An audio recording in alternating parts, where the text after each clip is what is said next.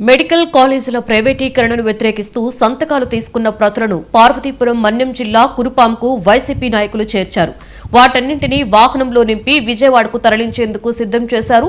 ఈ వాహన ర్యాలీకి మాజీ ఉప ముఖ్యమంత్రి పాముల పుష్ప శ్రీవాణి జెండా ఊపారు.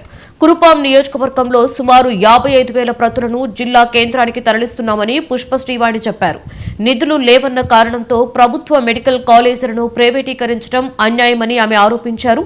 అమరావతి నిర్మాణానికి 1,00,000 కోట్ల నిధులు ఎక్కడి నుండి వస్తున్నాయని పుష్ప శ్రీవాణి ప్రశ్నించారు. జగన్మోహన్ రెడ్డి గారి ఆశయం ఏంటి?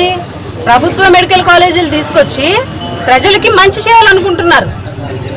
గత 100 సంవత్సరాల్లో ఆంధ్రప్రదేశ్లో ఉన్న మెడికల్ కాలేజీలు కేవలం 12 మాత్రమే. కానీ జగన్మోహన్ రెడ్డి గారు వచ్చిన తర్వాత ఒకేసారి 17 మెడికల్ కాలేజీలని తీసుకురావడం జరిగింది.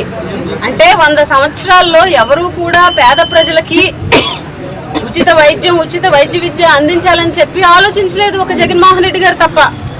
ఇంత మంచి ఆలోచనని ఆ 10 మెడికల్ కాలేజీలకి కూడా కేవలం ఒక 5,000 కోట్లు, మొత్తం టోటల్ ప్రాజెక్ట్ 8,500 కోట్లు పైచిలకు అయితే 3,500 కోట్లు జగన్మోహన్ రెడ్డి గారి ప్రభుత్వంలోనే ఖర్చు అయితే ఇంకొక 5,000 కోట్లు ఖర్చు పెడితే మిగిలిన 10 మెడికల్ కాలేజీలు కూడా కంప్లీట్ అయ్యి ప్రజలకు అందించడం జరుగుతుంది. ఈరోజు కూటమి ప్రభుత్వం ఏం చెప్తుందనంటే ఖజానాలో డబ్బులు లేవు, ఎటు చూసినా ఏమీ లేవు, అందుకనే మేము ప్రైవేట్ పరం చేసేస్తున్నాం, పీపీపీ మోడల్ ఇచ్చేస్తున్నాం అని చెప్తున్నారు. సిగ్గుచేటు నిజంగా కూటమి ప్రభుత్వం. ఎందుకనంటే ఈరోజు అమరావతికి 50,000 కోట్లు, 1,00,000 కోట్లు ఖర్చు పెట్టేస్తాము, ప్రపంచంలో అందరూ చూసేటువంటి రాజధాని కట్టేస్తామని చెప్తున్నారు.